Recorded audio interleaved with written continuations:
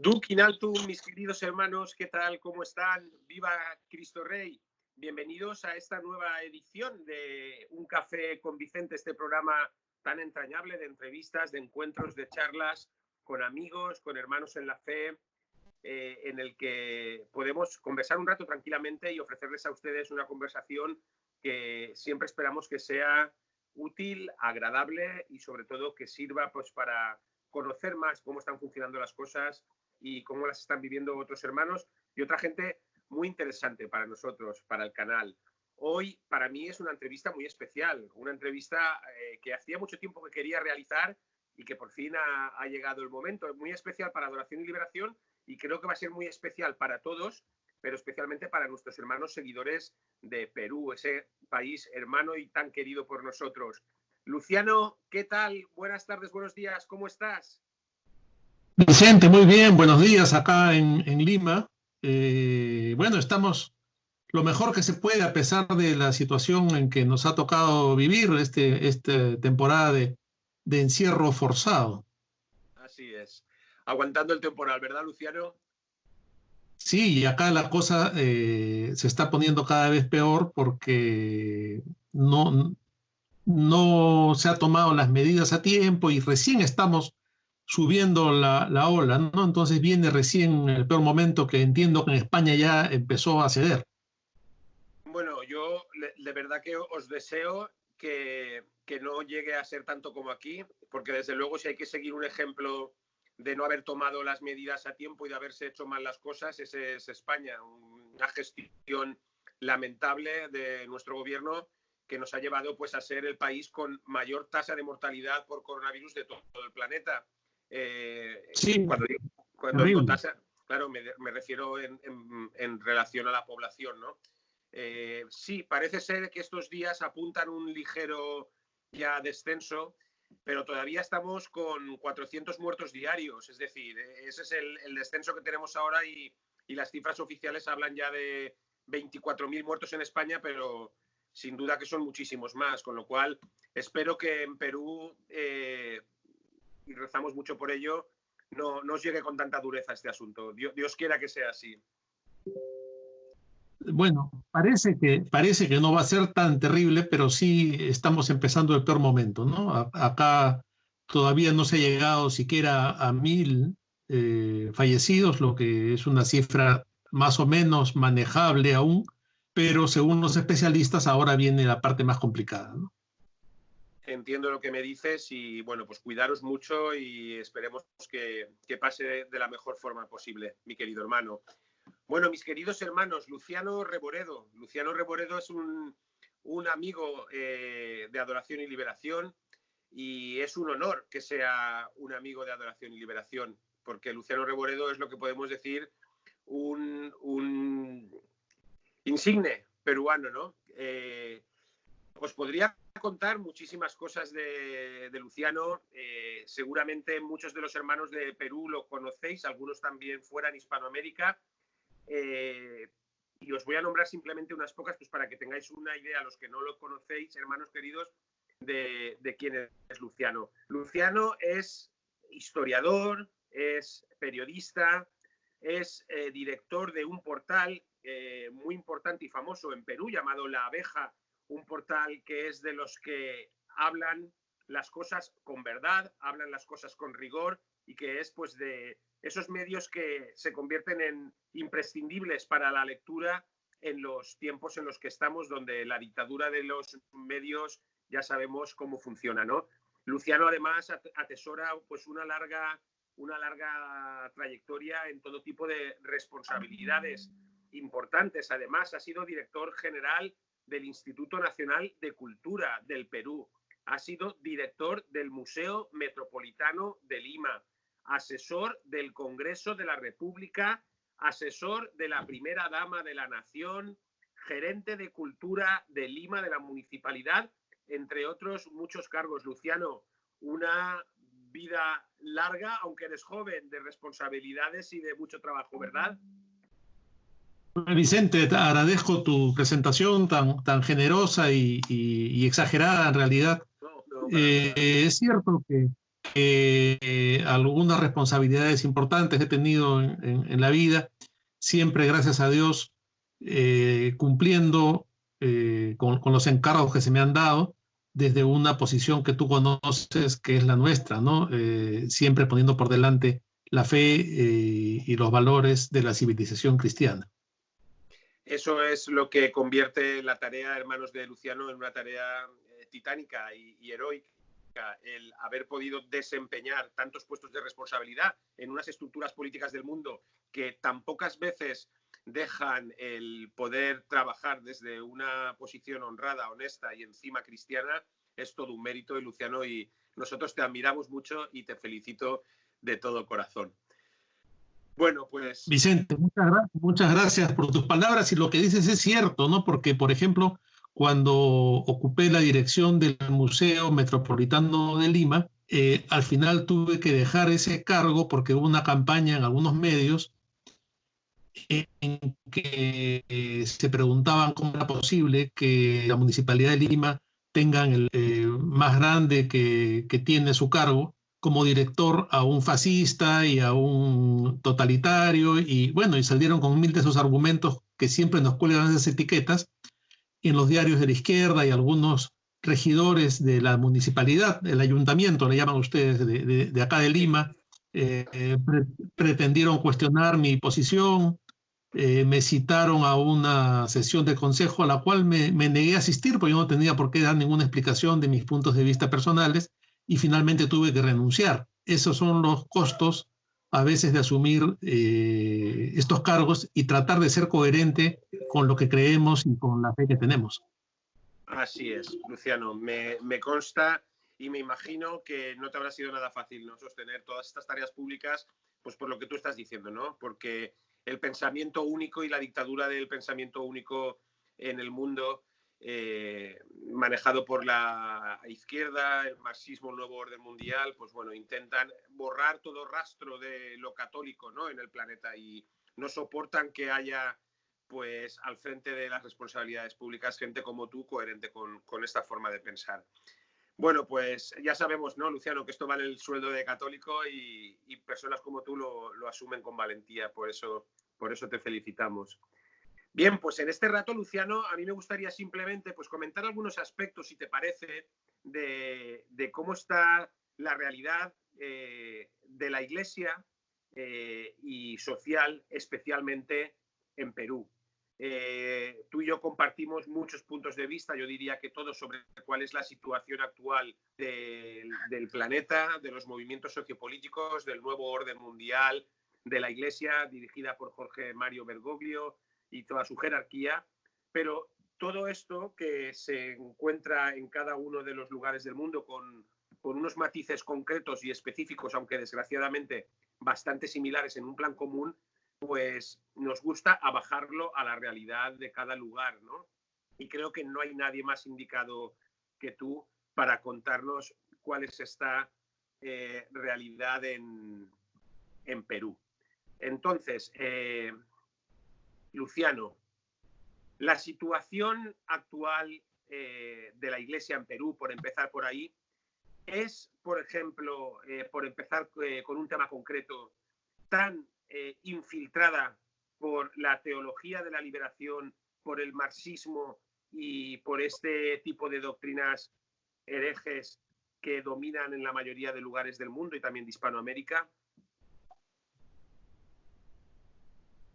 Bueno, Vicente, como tú bien conoces, la teología de Dios en el Perú, uno de sus lugares de origen,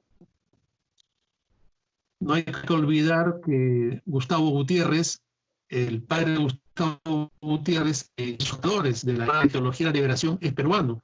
En los años 70 él tuvo mucha presencia a través de las universidades y de los medios, en que había un auge de la teología de la liberación, mismo que en los años 80, y ahí empezó un poco su declive, sobre todo a partir de un importante documento que hizo el Monseñor cuando era prefecto de la Sagrada Congregación para la Doctrina de la Fe, en tiempos de Juan Pablo II, y que hizo un documento que mostraba algunos errores fundamentales de la teología de la liberación, con lo cual hubo un momento en que la Iglesia en el Perú dio un giro y más o menos no se pudo controlar estos movimientos marxistas dentro de la Iglesia, que eran muy fuertes. Acá había un movimiento nacional de estudiantes católicos que estaba tomado por los marxistas, por el pensamiento marxista, ¿no? Porque, vamos a decirlo, mucha gente no lo sabe, pero actúa con categorías marxistas. Entonces, esto era un poco la influencia de la teología de liberación a través de Gustavo Gutiérrez. Luego tuvimos acá durante buena cantidad de años a un cardenal y arzobispo de Lima, que era el monseñor Juan Luis Cipriani, primero en Ayacucho, que era la zona de mayor influencia del terrorismo y del marxismo, y luego en Lima, y lo que podemos llamar como un repliegue de la teología de liberación muy importante se dio en estos años. Lamentablemente, tras la renuncia de Benedicto XVI y la llegada de Francisco al Vaticano, ha habido como una recuperación de este movimiento, como una reivindicación. Incluso el cardenal Müller invitó a Gustavo Gutiérrez al Vaticano, publicaron en el Observatorio Romano algunos artículos suyos, se aceptó la renuncia del cardenal Cipriani y en la Conferencia Episcopal Peruana y el Arzobispado de Lima hoy están controlados por obispos que vienen de esas canteras y toman la teología de la liberación como su bandera y como paradigma a seguir, ¿no? Incluso hay un obispo de una zona en la costa norte del Perú que se llama, que es un marxista totalmente de manera abierta, digamos, que es el Monseñor Bambarín, que estuvo presente cuando asumió el cargo de arzobispo de Lima, el Monseñor Castillo, que hasta que asumió como arzobispo de Lima, siendo un arzobispado tan importante, no solamente en el Perú, sino en América Latina, era un párroco de una parroquia en un barrio de Lima y había sido suspendido por el arzobispo Cipriani y no podía enseñar teología, el tipo de enseñanza que impartía. Sin embargo, muchas veces desobedeció, incluso en la Universidad Católica, que es una universidad controlada por los marxistas, lo que acá llamamos la izquierda caviar, de la izquierda caviar, estos izquierdistas que viven como burgueses y se dan la gran vida, pero propagan y difunden el marxismo, ¿no? Entonces, esta universidad católica tomada por este sector tenía como profesora Castillo, que estando prohibido de enseñar teología, enseñaba otros cursos en los cuales también introducía este pensamiento. Entiendo. Volveremos después sobre estas figuras que me estás comentando, Luciano, pero en resumen y por lo que cuentas, para que la gente que no conoce la situación concreta de la Iglesia peruana lo entienda, lo que se ha vivido ahí puede ser paralelo a la historia de las últimas décadas en la jerarquía católica mundial, porque hemos encontrado a un Papa Benedicto XVI intentando poner determinados frenos a la expansión de la ideología marxista producida básicamente a raíz del Concilio Vaticano II de la Iglesia, y después pues un destrozo total de todo y ya un desenmascaramiento absoluto de la jerarquía a favor de la teología de la liberación y el marxismo con Bergoglio, ¿no? Sería algo similar a lo que ahí estás contando que pasaba con el cardenal Cipriani, ¿no? Que intentó contener en la medida de lo posible esas ínfulas marxistas, y justamente coincidiendo con la renuncia de Benedicto se produce también la aceptación del cese a Cipriani y viene ese clima otra vez de hiper exaltación de lo izquierdoso en la Iglesia, ¿no? Es un proceso paralelo. Sí, que es un proceso que se está dando en Argentina, han sucedido cosas parecidas, en Chile también entiendo, ¿no? Entonces, es como un movimiento internacional para tomar las conferencias episcopales, ¿no? En general, y las posiciones más importantes dentro de la Iglesia iberoamericana y mundial. Eso es, eso es.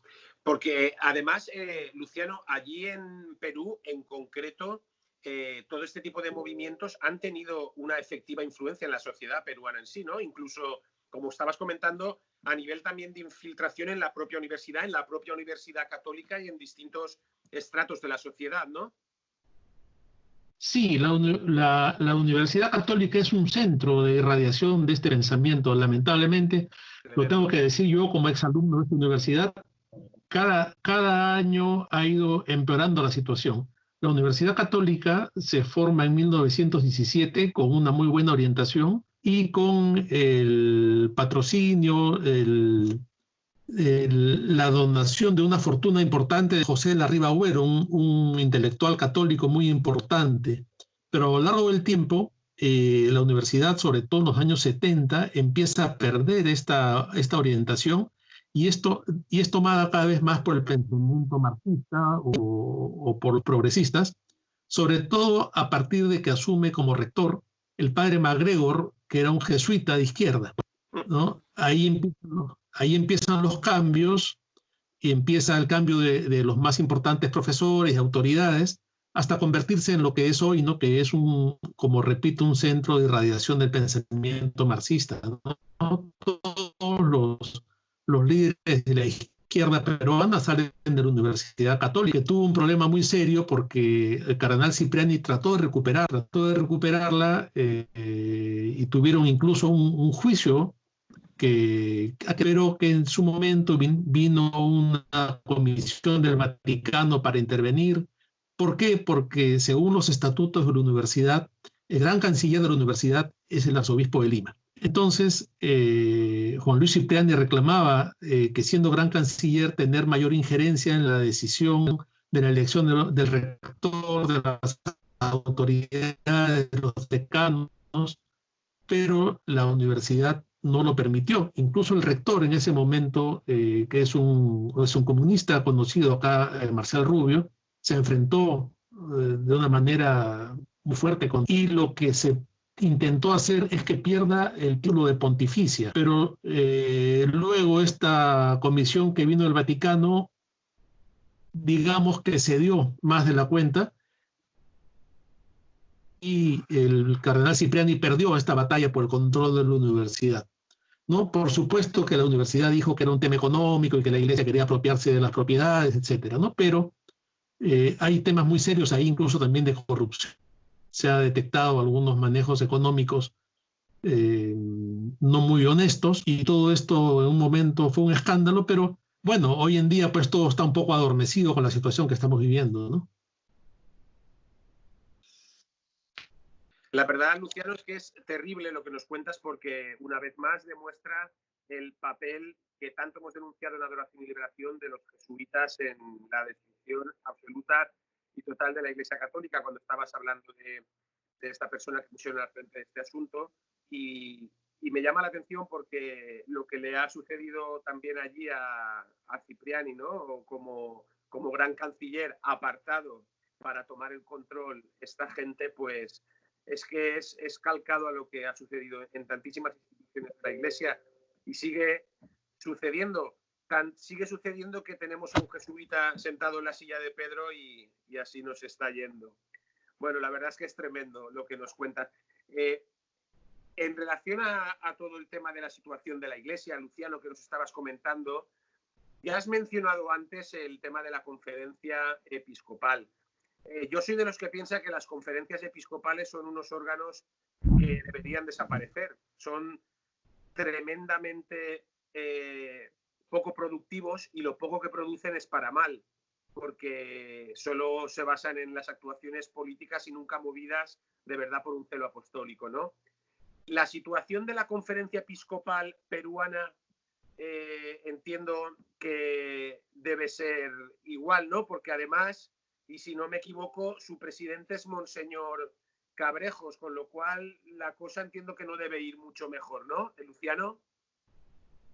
Sí, Cabrejos es el arzobispo de Trujillo, una ciudad muy importante en el norte del Perú, muy grande, muy antigua, y él allá ya tenía muchos cuestionamientos, ¿no? Sobre los manejos de la iglesia en Trujillo, incluso sobre algunas denuncias de temas económicos, del manejo de las propiedades de la iglesia.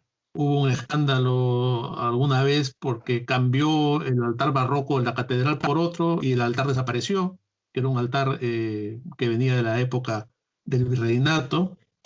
Y ese tipo de cosas que pueden parecer muy menores, digamos, comparado con la obra de la iglesia, ya lo viene mostrando tal cual es, ¿no? Es un personaje, yo diría, siniestro.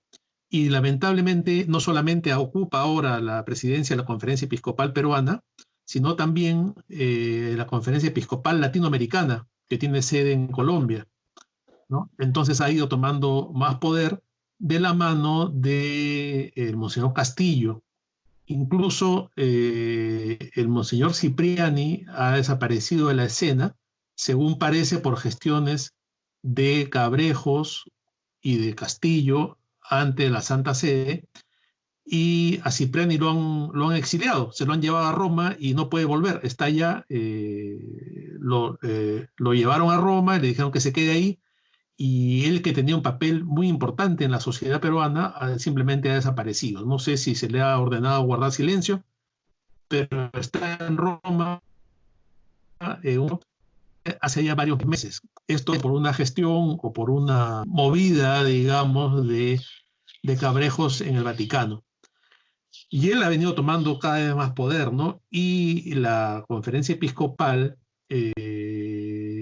actúa de manera política, ¿no? Incluso viene marginando a algunos buenos obispos que todavía quedan, por supuesto, y tomando cada vez más peso la facción marxistoide. Como siempre, ¿no? Es el mismo esquema repetido que hemos visto en tantas diócesis, archidiócesis grandes de muchos países y especialmente también en Hispanoamérica. El mismo tema repetido que ha sucedido con Monseñor Héctor Aguer en Argentina, apartado, exactamente, apartado inmediatamente el día que cumple los 75 años para colocar a las personas obsecuentes, ¿no? con Bergoglio y controlar todos los resortes del poder. Estamos hablando, por tanto, de que, por lo que dice Luciano, él preside también el CELAM, la Conferencia Episcopal Latinoamericana, ¿no? de obispos, entonces, con lo cual la influencia es máxima.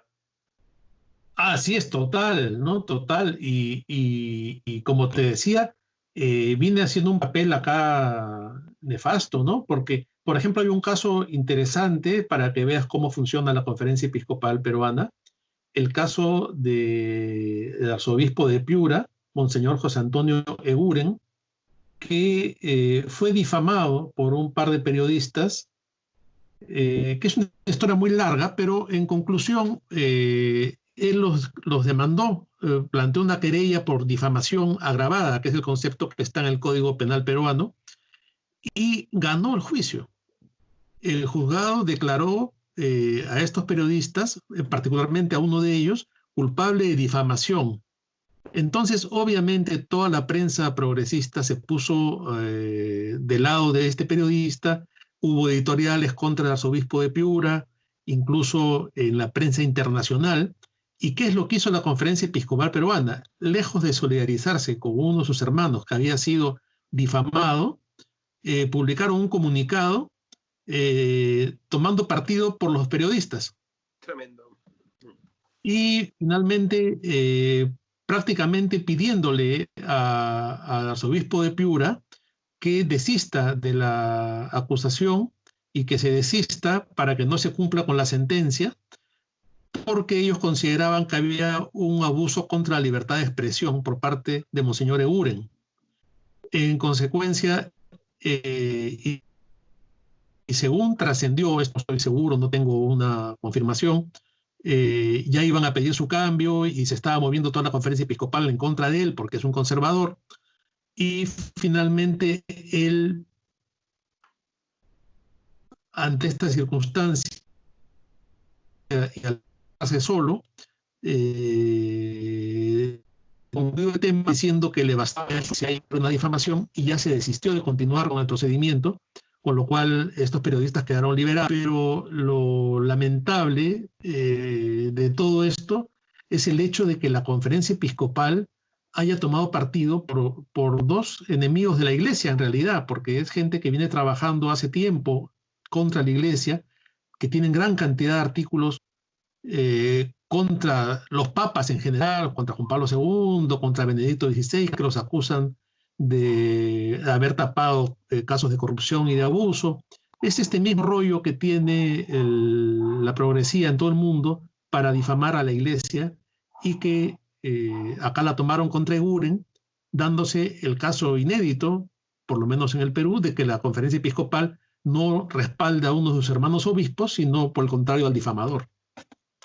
Es tremendo y es curiosísimo ver cómo es el mismo esquema reproducido en todos los lugares del planeta, allá donde está inserto el nuevo orden mundial, con una jerarquía eclesial cómplice y con un apartamiento total de los pocos pastores que son fieles a la fe. Es tremendo escuchar a Bergoglio cuando dice que él no se mete en política cuando le preguntan sobre determinadas cosas que podrían molestar a la izquierda, pero después no tiene ningún pudor en salir criticando a Donald Trump, a Bolsonaro o a cualquier otro, o al propio Matteo Salvini en Italia, o a cualquier otro líder político que sea contrario a las ideas progresistas marxistas de izquierda.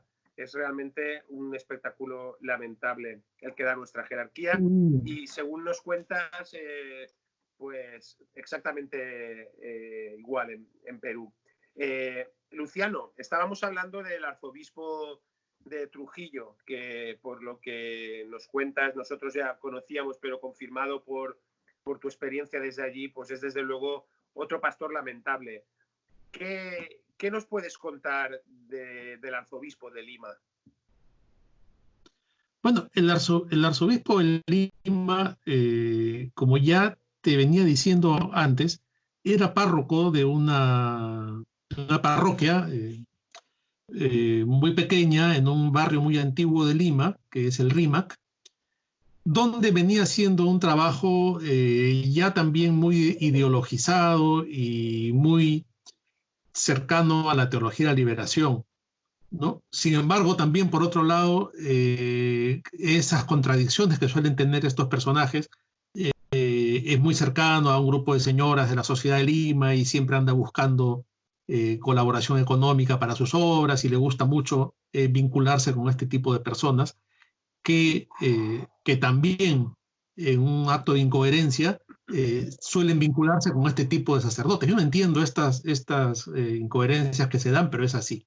Así es. ¿No? Entonces, cuando Monseñor Cipriani cumplió los 75 años, su renuncia fue aceptada de inmediato.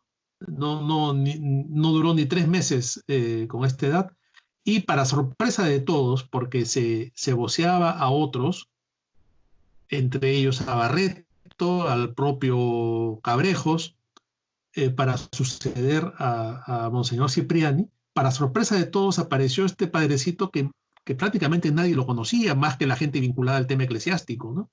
Era un párroco de un barrio y de pronto terminó ocupando el cargo de arzobispo de Lima, que es muy importante. Hombre.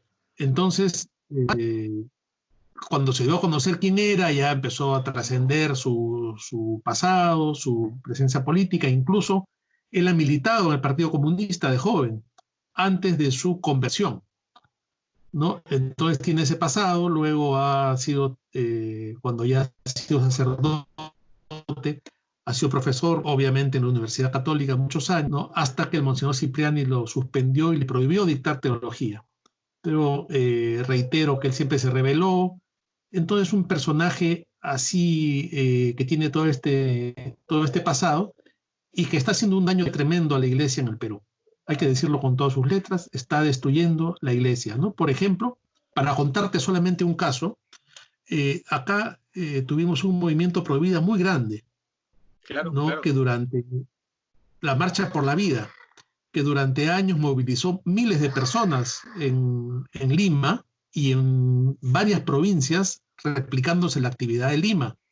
La última Marcha por la Vida fue en el último año de Monseñor Cipriani y reunió aproximadamente 800.000 personas. Fue una marcha enorme. Hay videos en internet y fotografías donde se puede ver eso. Una multitud enorme que nunca terminaba de llegar al lugar de concentración. 800.000 personas realmente paralizaron la ciudad. ¿Qué sucede con la Marcha por la Vida una vez que Castillo asume el arzobispado de Lima? Primero, en una entrevista muy importante, dice que se va a ampliar la visión de la Marcha por la Vida. No solamente va a defender al niño por nacer, sino también otras formas de vida, ¿no? La vida de la mujer golpeada y marginada y que recibe menos ingresos que el hombre, la vida del obrero que es explotado, la vida de la diversidad sexual y todas las formas de vida que hay que proteger, con lo cual ya estaba deformando y destruyendo el concepto de la Marcha por la Vida, marcha contra el aborto. Claro, claro, claro. Así es, ya. ¿Qué cosa es la típica estrategia de los comunistas, que es vaciar de su contenido las palabras y ponerle otro contenido? Entonces uno sigue eso pensando que está siguiendo la verdad y está siguiendo otra cosa. Exactamente. Pero no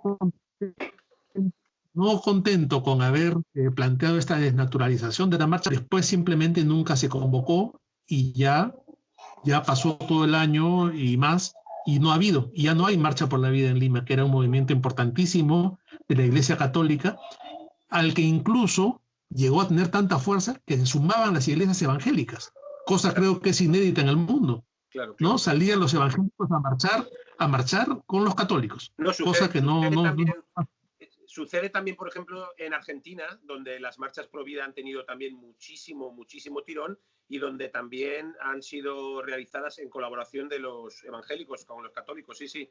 Es un hecho increíble el que me cuentas, porque además demuestra claramente, Luciano, una cosa que cuando las decimos los católicos se escandalizan, pero es que evidentemente esta gente está aquí para destruir la Iglesia con un plan premeditado. Es decir, usted, sí, claro, usted si es un arzobispo de la Iglesia Católica no tiene más remedio que defender toda la lucha contra el aborto.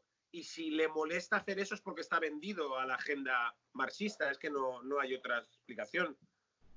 Pero Vicente, ahí no queda la cosa. Te voy a contar algo más. Ahora, en el mes pasado, en el mes de marzo, bueno, durante todo el mes de febrero y marzo, un grupo de laicos lanzó una iniciativa que era la Marcha por las Dos Vidas, porque no podían usar el nombre que es propiedad ya de la marcha que venía. Entonces se lanzó la Marcha por las Dos Vidas, que iba a defender a la madre y al niño por nacer. Entonces, este grupo de laicos fue buscando adhesiones en las parroquias y ya se había fijado fecha, si no me equivoco, era el 15 de marzo, que al final se canceló por la cuarentena. Pero lo que nos enteramos es que cuando los párrocos se sumaban a esta iniciativa de los laicos, desde el arzobispado de Lima, Castillo les mandaba a decir que estaban prohibidos de apoyar y de participar, y que además tengan en cuenta que muy pronto iba a venir la renovación de las parroquias y que aquellos que apoyasen esta marcha que no era reconocida por el arzobispado iban a ser sancionados, en otras palabras, y no iban a ser renovados en sus cargos, los iban a mover a otro lugar. Eso, yo tengo varios testimonios sobre este tema. Hemos tenido algún pequeño problema técnico de conexión, pero bueno, vamos a intentar seguir con la entrevista. Luciano, estábamos hablando del arzobispo de Lima. En definitiva, un desastre total que además, y según me comentabas tú en los días previos, pues también ha tenido otro tipo de intervenciones brillantes, ¿no? Como la de la misa de la Pachamama en la catedral, ¿no? Intentando también seguir las normas de Bergoglio, y otro tipo de manifestaciones como las que tuvo lugar el día del domingo de Pascua, ¿no? Cayendo en esa terrible herejía del sincretismo, ¿verdad? Oh, sí, claro que sí. Primero, la misa de la Pachamama fue algo terrible, ¿no? Porque incluso ingresaron un grupo de personas llevando unas carretillas, unos aparatos ahí con tierra y con plantas hasta el altar mayor de la Catedral de Lima, donde se depositaron como ofrendas y se hizo una canción que se compuso especialmente para la ocasión, una canción de alabanza a la Pachamama, a la Madre Tierra, lo que es una ofensa tremenda a nuestro Señor en plena Catedral de Lima. Y se hizo todo esto en el momento previo y durante la consagración. Continuaban allí estas ofrendas de tierra y de ritos paganos, ¿no? Y no solamente eso, sino que en la misa del domingo de Pascua hizo una invocación a los budistas, a los creyentes, ¿no? Sí, ahora sí te escucho, Luciano. Sí, es terrible lo que indicas, porque además el hermano Luciano, que en estos días me mandó el texto concreto dicho por el arzobispo el domingo de Pascua, al que se estaba haciendo referencia, les leo textualmente: hermanos, hoy quiero pedirle a todos los católicos, unidos a nuestros hermanos evangélicos, a nuestros hermanos budistas y a nuestros hermanos no creyentes, que seamos ahora un solo cuerpo para resucitar juntos, ¿verdad? Barbaridad mayor no se puede escuchar. Así es, una tras otra, ¿no? Una tras otra. Es un hereje confeso, pero está pues avanzando a paso firme porque tiene todo el respaldo de la conferencia episcopal y nadie se le pone enfrente, ¿no? Lo mismo que ahora con motivo de la cuarentena, fue muy rápido en cerrar las iglesias. Tremendo. El último domingo antes del inicio de la cuarentena. Sí, Vicente, te escucho. Sí, no, te estaba diciendo que tremendo, porque es que realmente responde a la agenda marcada desde el Vaticano, desde ahí a las conferencias episcopales y desde ahí a los distintos arzobispados, en los cuales, si cumples con la agenda marxista, eres apoyado y encumbrado, y si intentas ser un buen pastor, pues eres apartado. Sobre lo que estabas comentando, quería hacer hincapié. Estabas empezando a comentar el tema de cómo se adelantó, ¿no?, este arzobispo al tema de la cuarentena. Aquí, por ejemplo, sí, mira. El último domingo que hubo misa en Lima, yo asistí con mi familia y en la iglesia que siempre vamos, habían tomado precauciones fantásticas y no teníamos a nadie cerca. Se habían bloqueado algunas bancas, en la puerta había un grupo de laicos que dirigían a los que íbamos entrando, y no pasó nada. Estábamos 4 personas por banca y una banca sí y una banca no con gente. O sea, se podía hacer la misa perfectamente, como se puede ir al supermercado, ¿no? ¿Por qué podemos ir a un supermercado y no podemos ir a misa? Es la pregunta. Pero en fin, el arzobispo de Lima cerró las iglesias. Incluso un sacerdote que la semana pasada fue sorprendido, claro, siempre por los medios de comunicación que están muy atentos a esto, aparecieron a las 7 de la mañana en la iglesia y este padre estaba haciendo la misa que transmite por internet para sus fieles, pero en la iglesia había 12 personas. Una iglesia enorme, con 12 personas, cada uno por un lado, pero inmediatamente la televisión dijo que estaba yendo contra las normas. Y otro caso, Vicente, muy lamentable, es que, por ejemplo, para que veas cómo los buenos sacerdotes se van quedando solos, hay un sacerdote, el padre Rosel, que transmitía todos los días a las 7 de la mañana por internet la misa. Y sorpresa, por supuesto todo esto bien preparado, un día se apareció a las 7 de la mañana en su iglesia, en su parroquia, un periodista de la televisión y empezó a grabar y a denunciar que en la iglesia había 12 personas. Es una iglesia enorme en la que 12 personas no tienen ningún peligro, ¿no? Pero la televisión hizo una denuncia que el padre estaba incumpliendo las normas dictadas por el gobierno y coincidentemente con esto, el arzobispado de Lima emitió un comunicado en que le daba la espalda al padre y claro, lejos de apoyarlo, dijo que si tenía alguna responsabilidad penal por no cumplir con la ley, debía asumirlo en la posición peruana, cumplía con las normas y que no estaba autorizado y que también se le iban a aplicar sanciones canónicas, ¿no? Entonces, con esto, claro, cualquier sacerdote que quiera cumplir con su deber se siente asustado, se siente perseguido, ¿no? Y no lo va a hacer. También estamos en una situación de abandono porque las personas que están muriendo en estos días, no solamente por el coronavirus, sino en general, no tienen asistencia espiritual, porque no hay forma que los sacerdotes circulen libremente, y la iglesia tampoco los apoya, ¿no? El obispo auxiliar de Lima, el monseñor Guillermo Elías, ha publicado una especie de manual de lo que hay que hacer en estos días para siempre con estas palabras de la nueva iglesia, ¿no? El acompañamiento al que sufre y este tipo de cosas, pero todo esto se reduce a una central telefónica, pero es ridículo, ¿no? Entonces han puesto unos números de teléfono donde la gente que se siente sola o que necesita apoyo puede llamar y va a haber algunos voluntarios laicos que le van a dar consuelo. O sea, la iglesia se ha convertido en una especie de ONG, de voz amiga, o de no sé qué. A veces yo no sé, con todos los mensajes ecológicos de Pachamama y todo eso, a veces no sé si estoy en la iglesia católica o en Greenpeace, y ahora con este tema de las llamadas telefónicas, parece una ONG de la Cruz Roja o lo que antes acá se llamaba la voz amiga, no sé si existirá en otras partes. Sí, no, ha sido muy criticado, pero...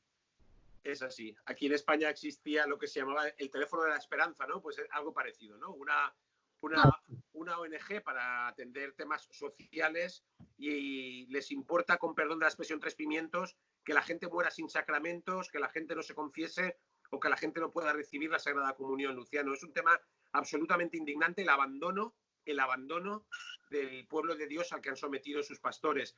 Este tema, además, es que aquí lo hemos comentado mucho, porque, por ejemplo, en España, sin ir más lejos, con una conferencia episcopal entregada absolutamente a Bergoglio, con unos directivos de la conferencia episcopal, empezando por el arzobispo de Madrid, Carlos Osoro, o el actual presidente Omeya, de toda esta gente absolutamente bergogliana y promarxista, pues lo que han hecho ha sido ir más allá que el gobierno marxista comunista que hay en España.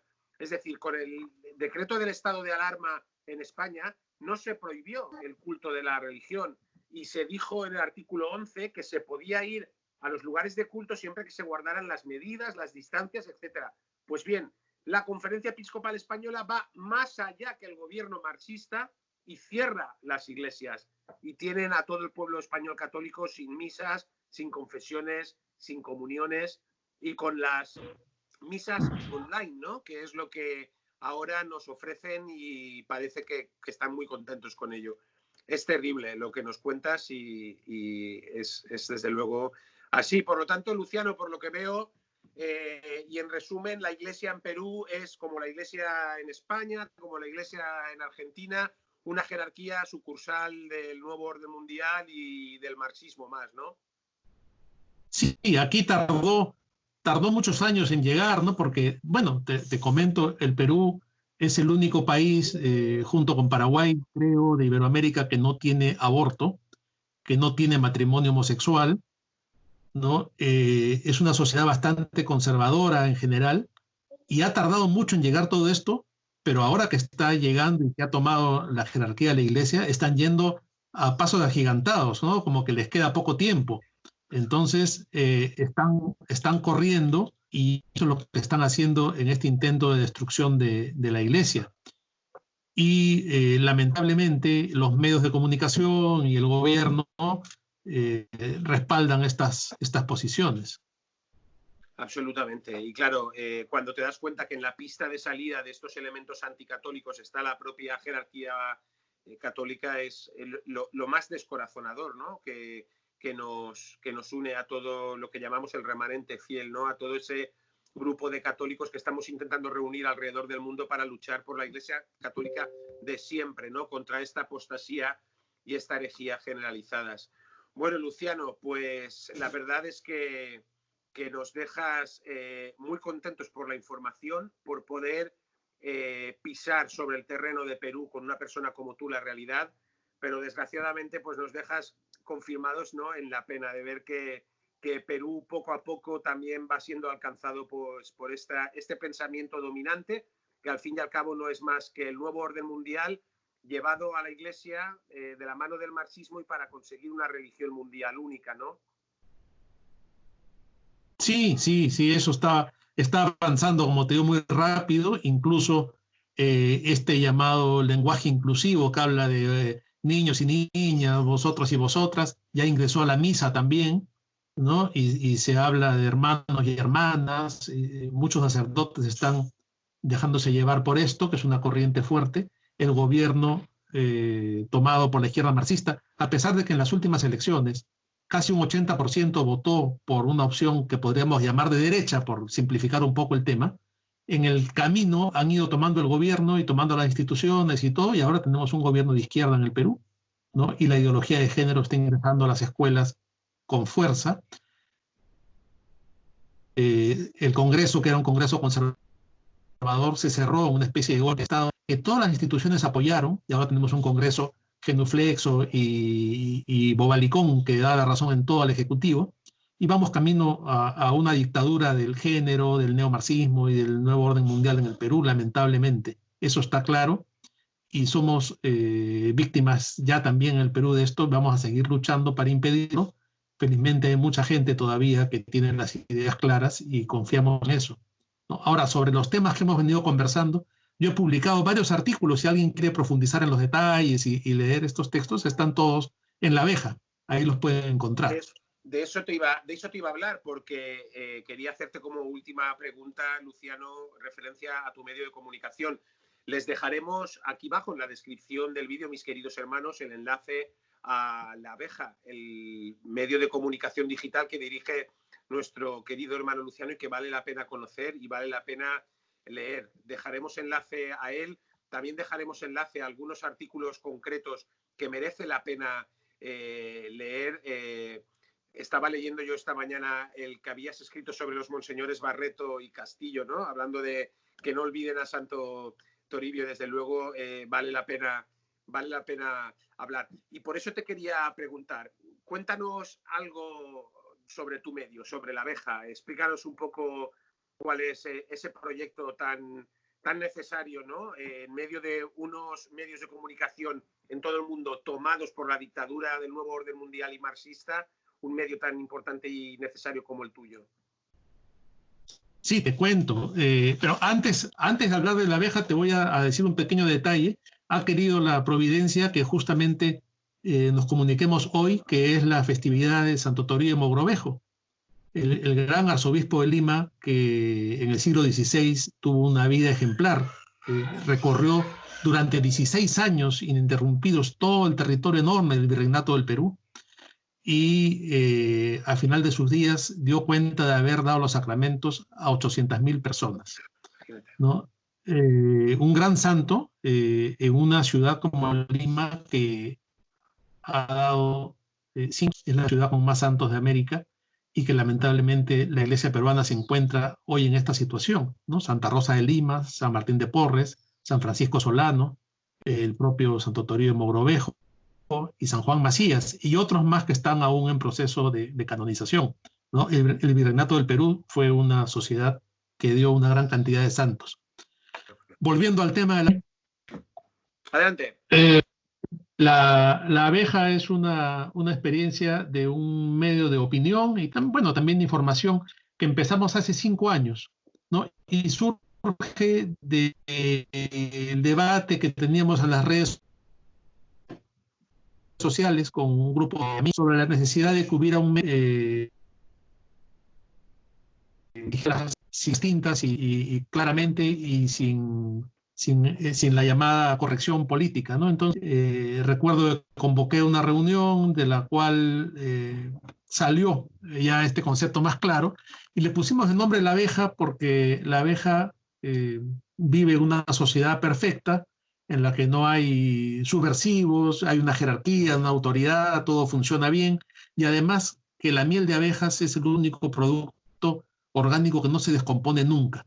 Han encontrado miel de abejas en las pirámides de Egipto que podría consumirse hoy en día, no está descompuesta. Entonces esto nos da una idea de trascendencia, de permanencia en el tiempo, de tradición.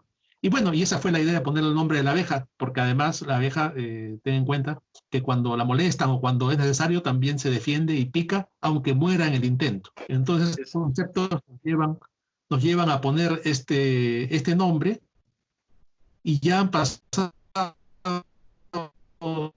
5 años de eso, y tenemos colaboradores, no solamente peruanos, tenemos gente de Argentina, de México, España.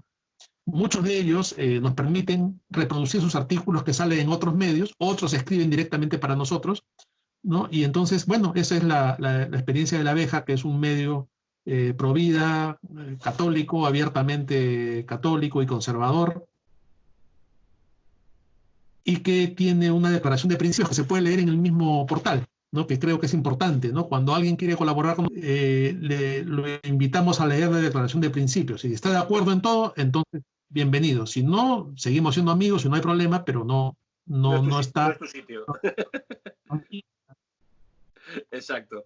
Pues la verdad es que yo te doy la enhorabuena por ese medio, Luciano, porque desde luego es una luz en el Perú, en medio de tanta oscuridad, ¿no? Como hacen falta luces en todos los países y en todo el mundo en la situación actual que estamos viviendo. Así es que adelante, mucho ánimo con esa tarea, y como les digo, mis queridos hermanos, les dejaré enlace al medio de comunicación y algunos artículos concretos de la abeja, esa abeja que, como nos decía Luciano, representa lo tradicional, lo de siempre, lo puro, y también la defensa hasta las últimas consecuencias de los valores de nuestra civilización católica, y que tanto nos intentan arrebatar en esta batalla que parece final y que es tan costosa. Bueno, mi querido hermano Luciano, pues yo solo puedo agradecerte el rato que nos has dedicado a Adoración y Liberación. Vicente, yo te agradezco muchísimo esta entrevista. Para un gran placer conversar contigo, además cuando quieras estamos a tu disposición. Yo también soy un seguidor de Adoración y Liberación desde hace mucho tiempo, y solamente me queda darte las gracias y saber que con tranquilidad que estamos siempre dando la batalla y estamos del buen lado. Que Dios bendiga tu obra y que sigas adelante en España y en el mundo. Te lo agradezco, mi querido hermano Luciano. El agradecimiento es mutuo, y cuando estamos en comunidad fraternal, en la lucha por los mismos valores y en la fidelidad a nuestro Señor Jesucristo, eso se nota. Así es que, mi querido hermano Luciano, mucho ánimo, gracias de corazón y un fuerte abrazo. Gracias, igualmente, un abrazo. Y a vosotros, mis queridos hermanos de Adoración y Liberación, ya habéis visto la experiencia gozosa de esta entrevista con nuestro hermano Luciano. Os invito, cuando os llegue este vídeo, a difundirlo, a compartirlo, sobre todo a todos los hermanos que conozcáis, que son de Perú, que están interesados también en la realidad de este maravilloso país, que ha sido también mucho tiempo reserva espiritual en Latinoamérica, y que rezaremos para que lo pueda seguir siendo. Nos vemos pronto, mis queridos hermanos. Un fuerte abrazo, a seguir luchando. Duc in altum, viva Cristo Rey. Hasta pronto.